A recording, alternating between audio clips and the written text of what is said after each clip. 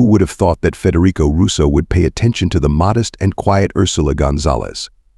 She was a student just finishing her first year at the Economics University, while he was an independent adult, the owner of a fertilizer production plant. There was a 17-year age difference between them.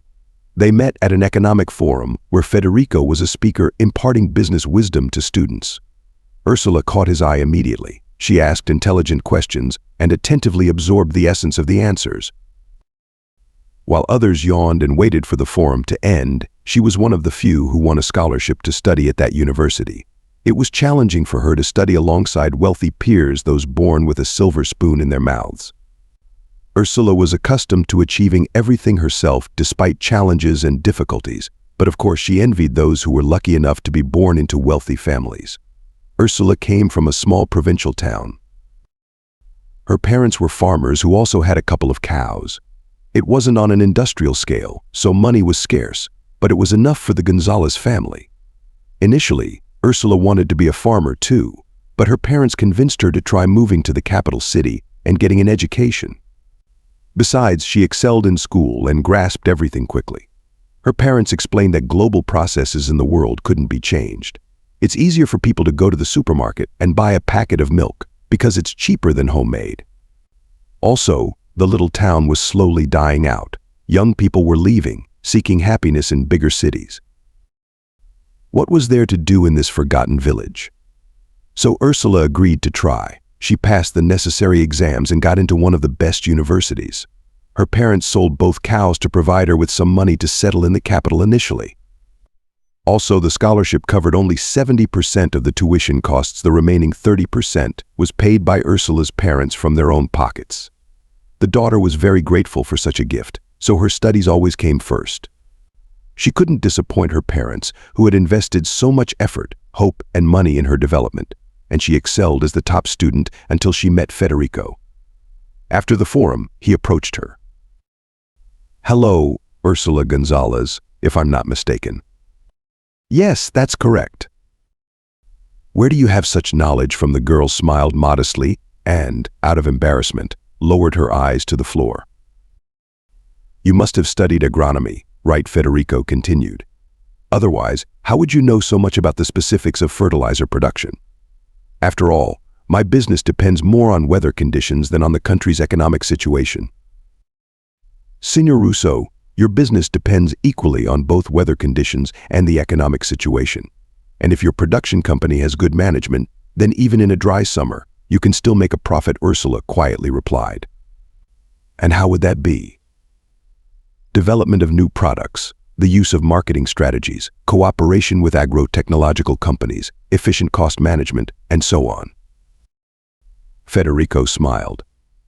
He already knew all of this, but he also knew that often what works in theory makes no sense in practice.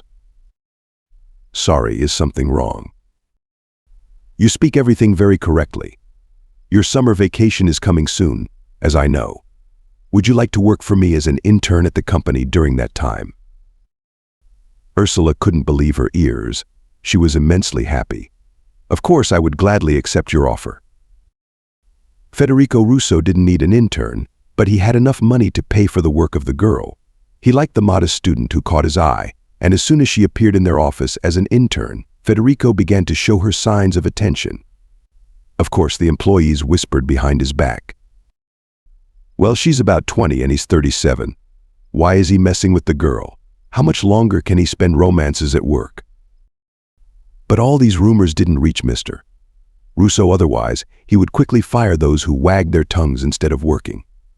Federico rented an apartment for the girl because the student dormitory closed for the summer vacation.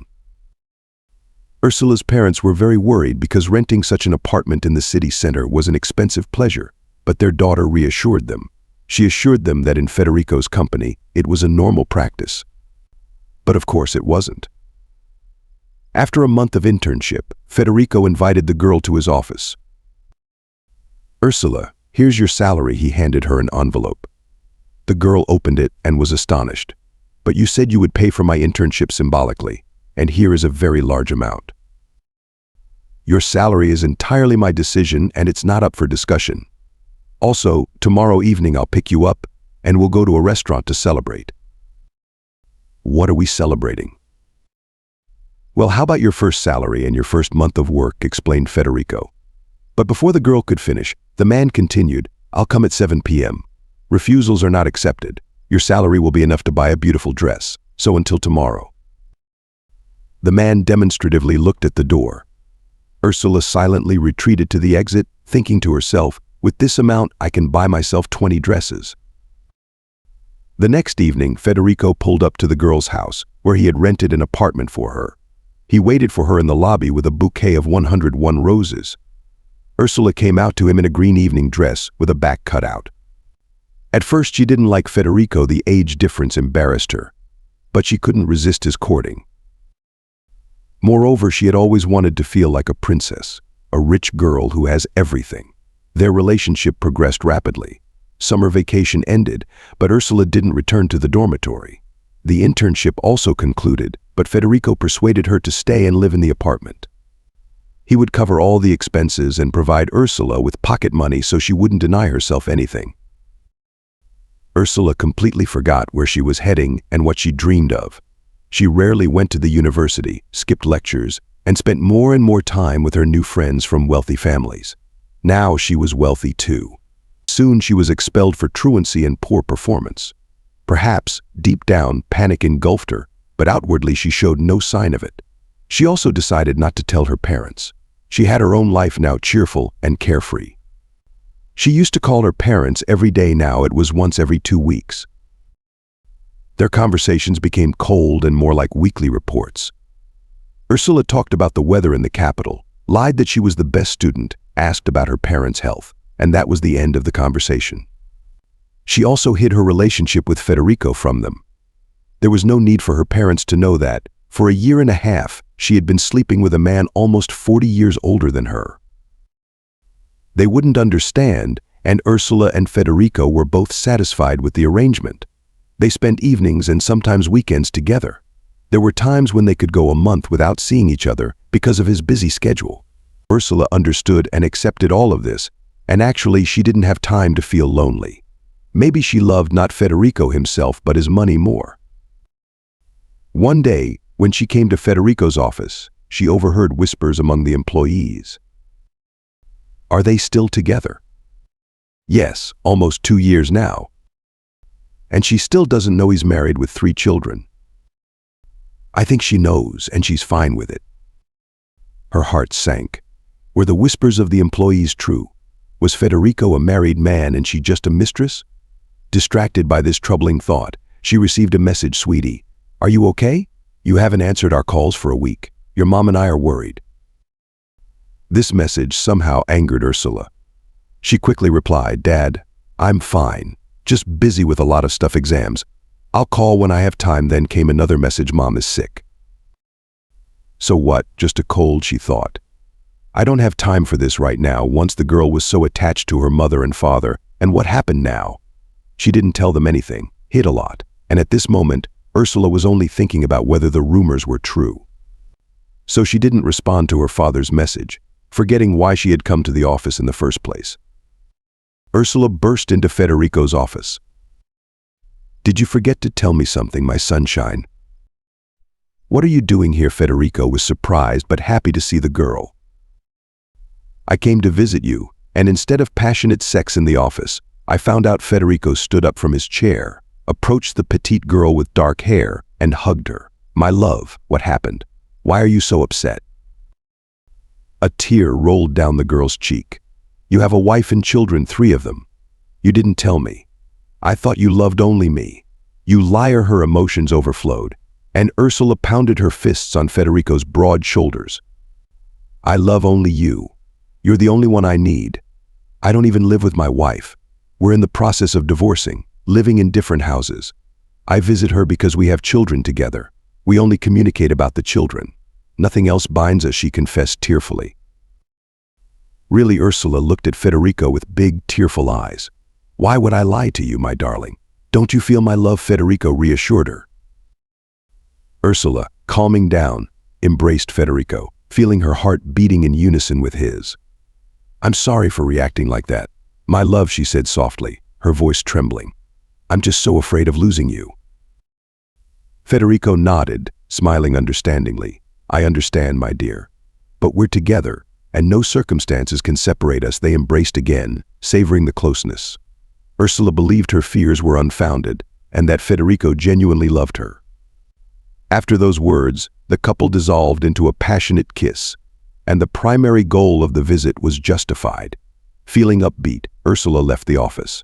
She didn't call her father back, nor did she respond to his last message.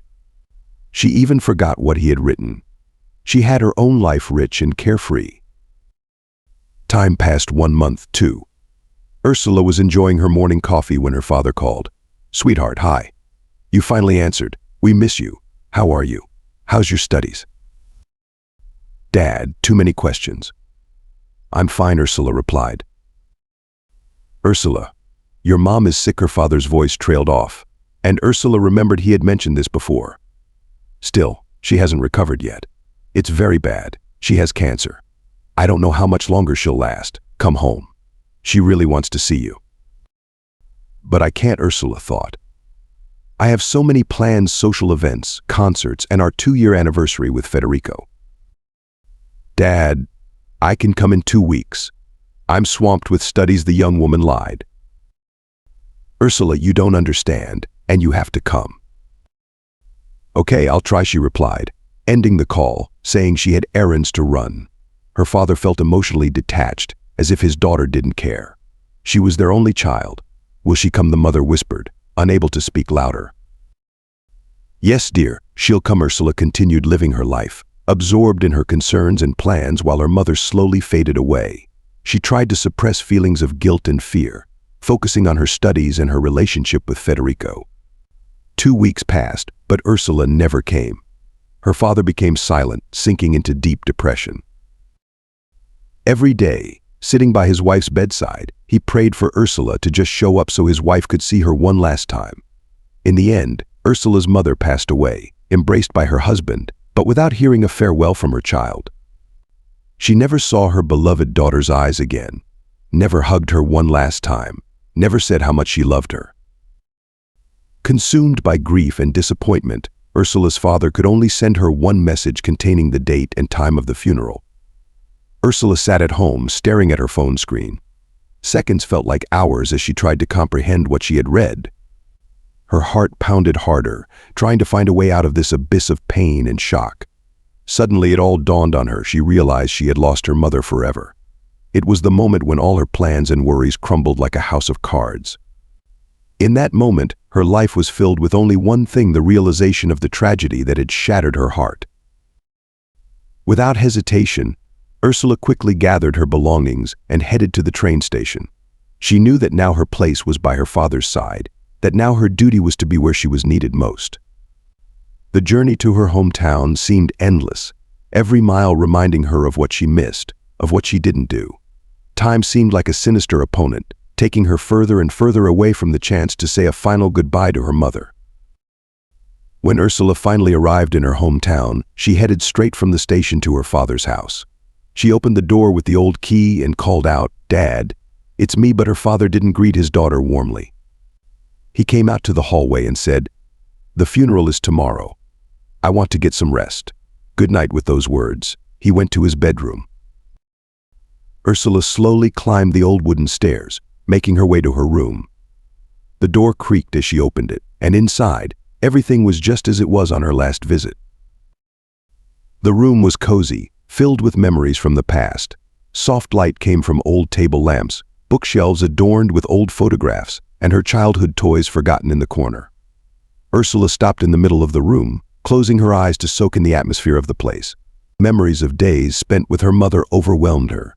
She remembered how they read books together, cooked delicious meals, worked in the garden, and milked cows.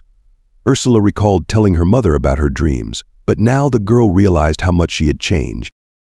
On one hand, she dreamed of wealth and luxury, but she also dreamed of independence and success. Yet, at the same time, she had become a kept woman dependent on Federico's generosity. Would her mother be proud of such a daughter? The next day, Ursula woke up to the bright sun shining directly into her eyes through the partially open window.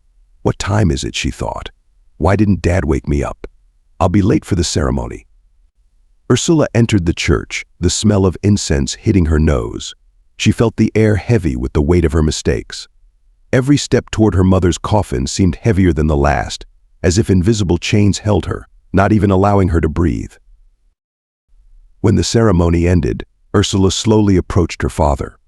His gaze was cold and rigid, as if he was looking through her rather than at her. She wanted to talk to him, as they hadn't spoken in the evening, and he had left in the morning without even waking her up. "Dad," she whispered, but her words got stuck in her throat like futile admissions of her mistakes. "Forgive me. I've made so many mistakes. I should have come." Her father turned slowly, his eyes expressing a mixture of anger and sorrow. "You betrayed your mother. I don't know if I'll ever be able to forgive you for that." Her father's words felt like barbed arrows piercing Ursula's heart. She felt the bitterness of regret mingling with anger and pain. Tears streamed down her face, but she knew she couldn't undo anything. She deserved his anger, his pain, his hatred directed toward her. "Leave," her father whispered quietly. "Dad, forgive me." Ursula couldn't finish. As her father repeated in a loud tone, "Leave." People nearby turned to look. Ursula realized her apologies were in vain. Her father would never forgive her. Ursula sat on the train, staring out the window, but her thoughts were restless, swirling inside her head. She agonized, repeating the same question to herself: how could she have done this? Tears glistened in her eyes, reflecting the mist outside the window. Her heart was full of sorrow and remorse. Her parents had always been her support, doing everything to make her happy and successful. But what had she done in return? She abandoned them in a difficult moment, and now nothing could be undone, nothing could be undone, nothing could be fixed. Suddenly, she felt a strange tingling in her abdomen. Ursula involuntarily placed her hand on her stomach, feeling that something had changed inside her. Her heart raced as she suddenly remembered her last visit to the gynecologist a couple of days before the funeral. She had found out she was pregnant. Mixed emotions flooded her: fear, uncertainty, but also some strange sense of hope. Ursula realized she now had a new responsibility, a new purpose. She had to change her life, correct her mistakes, and become better for this new being that would come into her life. With each mile traveled by the train, Ursula felt determination and strength awakening within her. Not all was lost. She could change her life, start over, and do things differently. With these thoughts and feelings, she headed to the capital. Upon arrival, she would tell Federico everything, and together they would build a real family where love, understanding, and trust would reign. She called Federico, and they agreed to meet at her rented apartment. "I have important news for you," the girl said. "Excellent. I also wanted to discuss something with you," Federico replied seriously, his voice carrying a tone of superiority the way he usually talked to subordinates, not to his beloved. Ursula greeted him cheerfully and in high spirits. "I've made lemon tart for you," she said with words filled with love and care. "Thank you," the man responded indifferently. They sat down at the table, and Ursula poured freshly brewed coffee into a mug. "You need to move out of this apartment," he said abruptly. "Oh, darling. I'm glad you started this conversation." The girl joyfully accepted the news. "It's long overdue for us to start living together, especially." Ursula made a significant pause, looking cunningly at Federico. Meanwhile, the man didn't understand her excitement. He chuckled. "Oh, you're still such a young and naive girl, Ursula. I won't be living with you. I have a wife and kids. I live with her. You need to vacate the apartment because our relationship has run its course." Ursula couldn't find words. She silently gazed at the 40-year-old man with whom she wanted to build a family. She had already imagined them choosing baby items together, strolling with a stroller, and being happy together, but all her dreams shattered against the rocks of reality. She was just a mistress, a toy that had now become tiresome. Ursula was in shock. She couldn't believe what was happening. Everything seemed like a dreadful dream. She had lost her mother, and now Federico was leaving her, the person from whom she had hoped for support. "Why are you silent?" The man waved his hand in front of the girl's eyes. "What should I say?" thought Ursula, continuing to remain silent, as if hoping that Federico would read her thoughts. "In short," the man continued, "I think you can find another apartment within a week."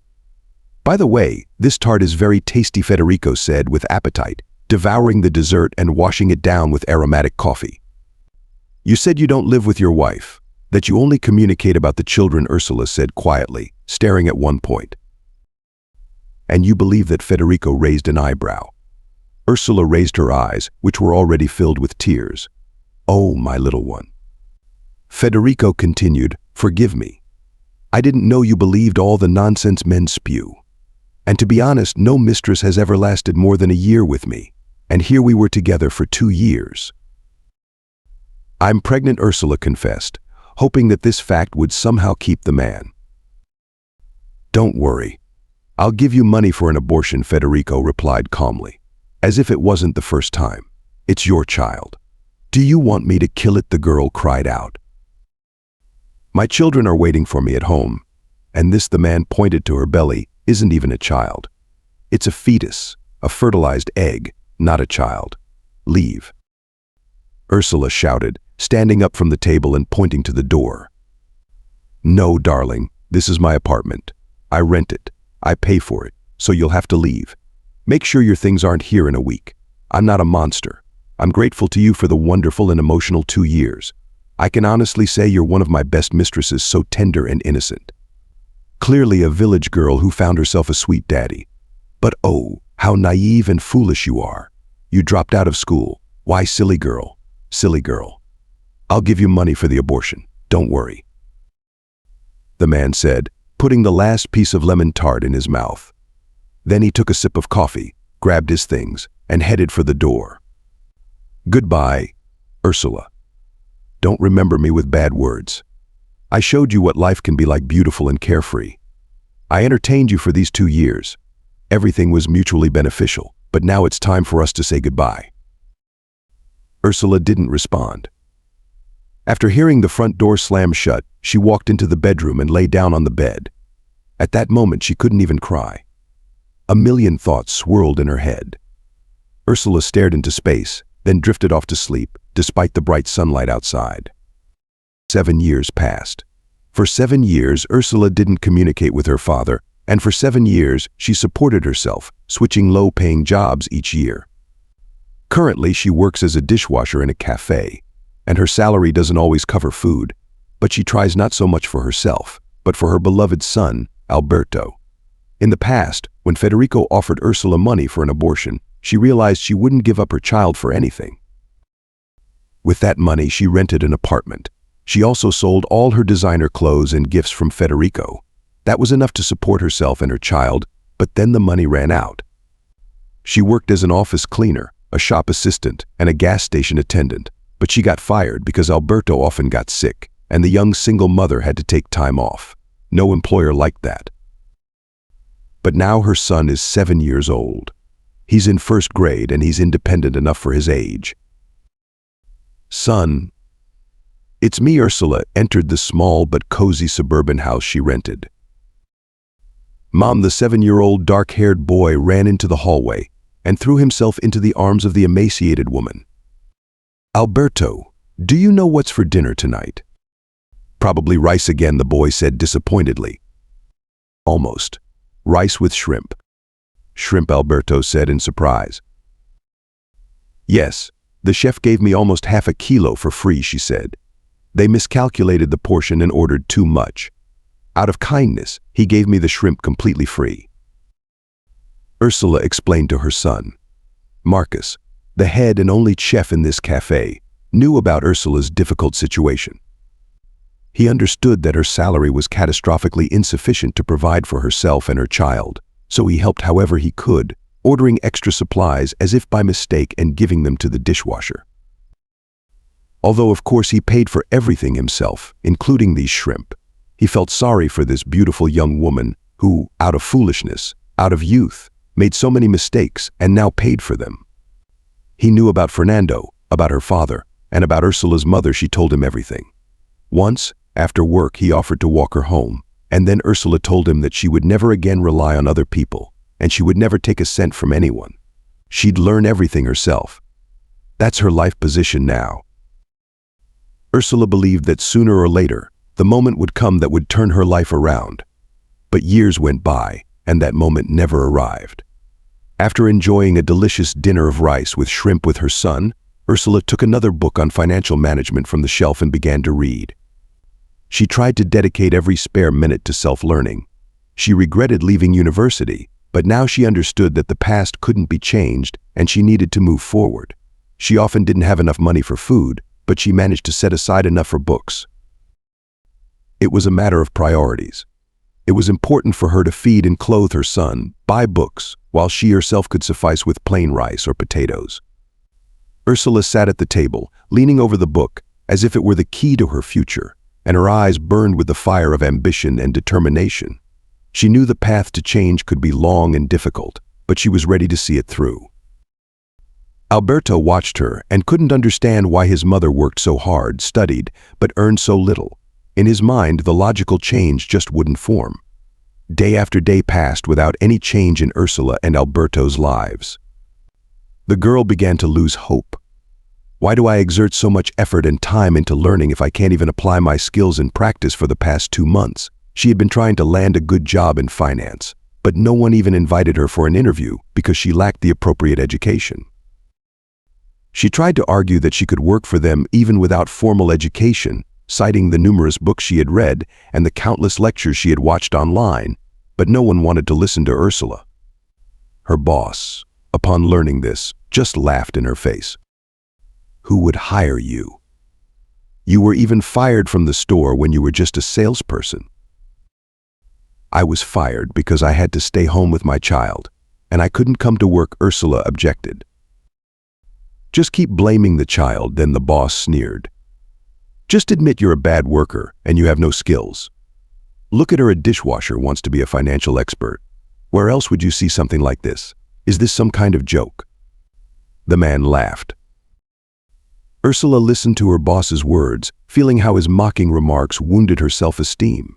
She tried to hold back the tears and not show any weakness in front of him, but inside, a fire of indignation burned.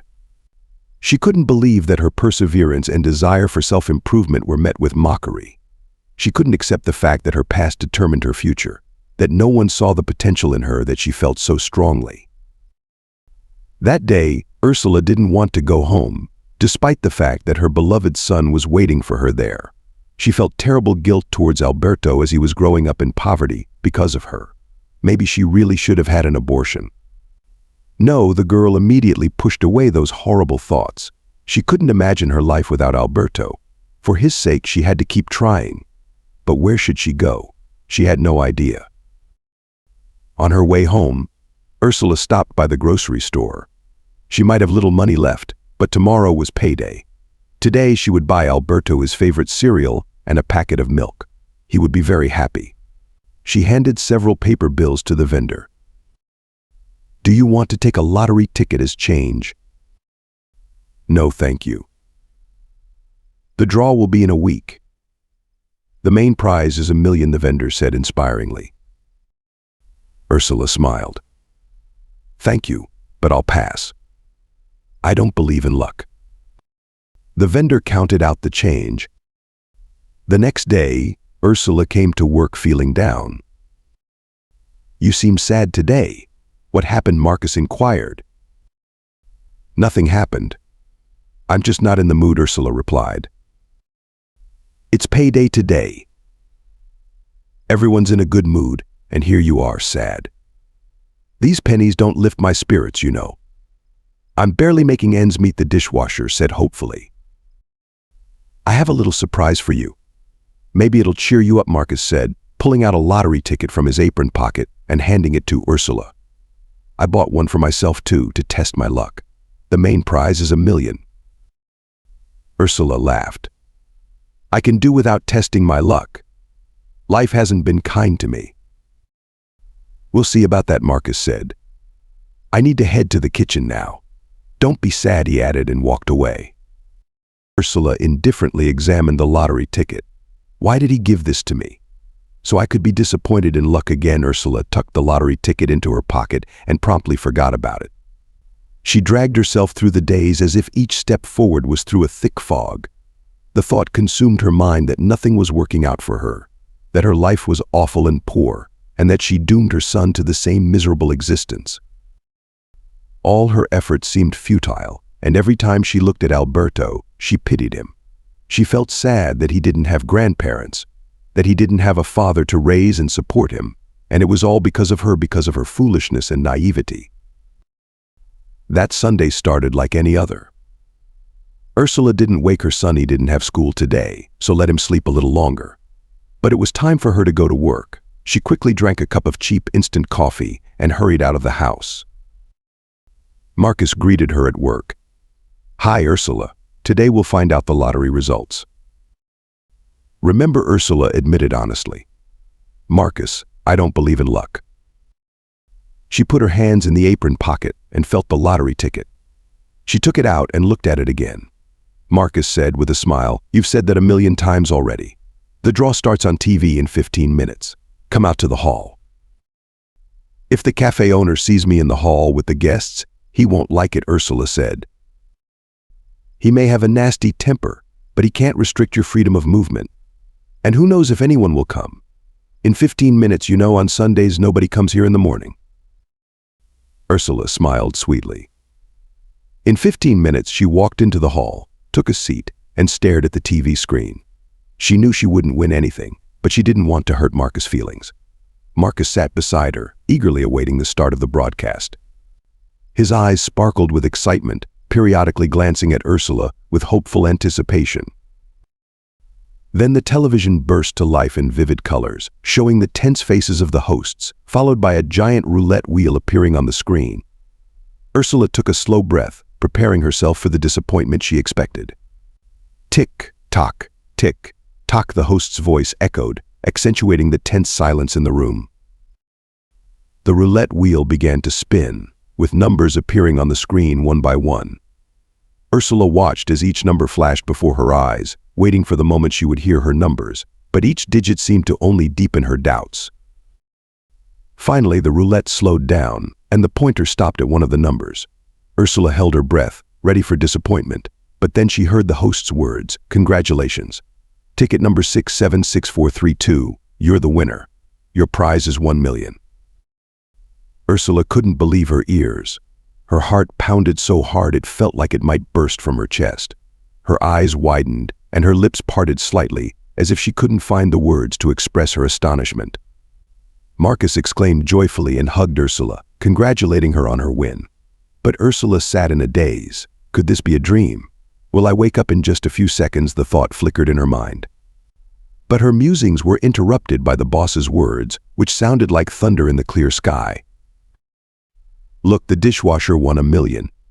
You know, statistically, people who get quick and easy money also quickly squander it and end up right back where they started at the bottom," the boss said mockingly, laughing. Then Marcus stood up for Ursula. "Enough. Are you jealous? You could at least be happy for her." "What's there to be jealous of? Lack of brains. She's only capable of washing dishes. I wouldn't even hire her as a waitress. I already know what she'll spend that money on, all sorts of rubbish." Unable to bear such contempt for Ursula, Marcus stood up to intervene, but her quiet voice stopped him. "Wait," she said quietly, and approached the boss herself. She took off her work apron and threw it on the floor. "I quit. And with this money, if you're interested, I could buy your cafe. Though why would I need that cheap dive? I'll buy a stake in some other business." The boss laughed even louder, not caring about the guests who were entering the cafe at that moment. He laughed so loudly that it seemed like he was having a real hysterical fit. It was clear that Ursula's words meant nothing to him. The girl left, feeling the contemptuous stares upon her, but in her heart, determination to change her life was already boiling.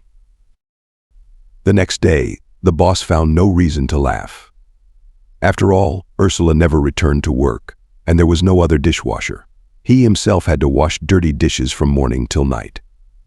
But the biggest surprise awaited him a month later when Marcus entered the cafe and handed him a newspaper with the headline, "Single mother who won 1,000,000 in the lottery buys a stake in Federico Russo's business." At that moment, he realized that Ursula's words weren't empty, and that her strength and determination had led to changes he couldn't even dream of. Ursula's life changed drastically. When Federico realized that his new co-owner was his former lover, he nearly fainted. "You were right, Federico. I was terribly stupid and naive," she said when they met. And now she is a co-owner and an active participant in managing the business. In her new role, Ursula decided to fully dedicate herself to the financial management of the company. She spent a lot of time analyzing reports, studying accounting data, and assessing the company's current financial position. She understood that successful financial management requires a clear plan and strategy. Ursula assembled a team of specialists and worked with them to detail the plan, identifying priority areas for the company's development and the goals that needed to be achieved. An important part of her work was also creating a budget and expenditure plan to efficiently utilize the company's resources. She researched the market, analyzed competitors, and sought innovative ways to optimize financial processes.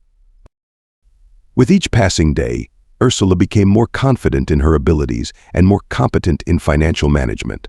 Her dedication to the business and her drive for success were evident to everyone in the company, and her decisive actions helped take the business to new heights of prosperity. Federico Russo couldn't believe that his company, which had been operating at a loss for the past few years, was once again turning a profit. And it was all thanks to his former lover. He became so admiring of Ursula that he began to show her attention again, but finding no reciprocal reaction, Federico started manipulating their child. He would say that Alberto was his son, and they should be together for him. But Ursula, even in the face of his manipulation, knew how to respond. "Dear Federico, have you forgotten your children are waiting for you at home? And Alberto isn't even a child, he's a product, a fertilized egg, not a child," she said, not giving Federico even the slightest hope that he could influence her decision. At that moment, a memory resurfaced in Federico's mind from 10 years ago when he easily asked Ursula to have an abortion. He felt a pang of guilt, realizing how wrong he had been back then. He apologized and begged for forgiveness, but Ursula was resolute she wasn't going to succumb to his manipulations. Meanwhile, her relationship with Marcus was growing closer. They spent a lot of time together, discussing future plans and supporting each other. Ursula felt that she had found support and understanding in Marcus, and she began to believe that happiness was possible even after difficult trials. At least Marcus was there for her, even when she had nothing to eat. Finally, Ursula entered a happy period in her life. She found her calling in business, built a relationship with Marcus, and was proud of her son. But the only thing that troubled her was her relationship with her father. It had been 10 years since she knew anything about him. Every time she thought about her father, her heart ached with longing and unresolved questions. How was he doing? How was his health? He didn't even know about his grandson. Ursula had tried many times to contact her father, but all her attempts were in vain. Her calls went unanswered because his phone number was blocked. Maybe he changed his SIM card, she thought. It was like a void in her life, like a missing puzzle piece that prevented her from fully enjoying her happiness. At the same time, Ursula was very afraid to go back home. Various frightening scenarios flashed through her mind. Perhaps her father would kick her out, maybe he wouldn't want to see her or even acknowledge her. The fear of rejection and misunderstanding proved stronger than her desire to mend a relationship with her father. Father Ursula shared her concerns with Marcus on one of those quiet evenings when they sat with a glass of wine, discussing life events. "You have to go home. You have to tell everything to your father," Marcus said with determination. Ursula raised her eyes, meeting his gaze full of support and understanding. "But what if everything goes wrong? What if he rejects me?" she said, trying to conceal her fears. Marcus took her hand in his and looked straight into her eyes, as if wanting to convey his confidence and determination. "Ursula, you are a strong woman. You shouldn't be afraid to move forward. Whatever happens, you must give yourself a chance to mend a relationship with your father. I'll be with you, supporting you in this. We can go there together," he said, as if firmly resolved that they would overcome all difficulties together. "No, I need to go there alone. I have to do this myself. And you will look after Alberto, won't you?" Just a week later, taking a short leave, Ursula sat on the train. Her heart was pounding as if it would burst out of her chest. The train slowly pulled away from the platform, Ursula walked from the station, the house not far away. Approaching the painfully familiar fence, Ursula clenched a small handkerchief in her hand and confidently headed to meet the past, prepared for any outcome. She pushed the gate, which to her surprise was open, walked to the front door, and knocked softly. After a few long minutes, the door opened, and Ursula saw a gray-haired old man. "Who are you?" he said. Of course, the old man immediately recognized his daughter, although she had changed a lot. But he could not believe his eyes. "Dad, it's me, Ursula. Forgive me." The girl couldn't hold back her tears. "Daughter," the father hugged her. "Every day I thought of you. I tried to contact you, but it was in vain. I've been waiting for you for so long. Dad, I was so afraid that you wouldn't forgive me. I made so many mistakes. Please give me a chance to make things right.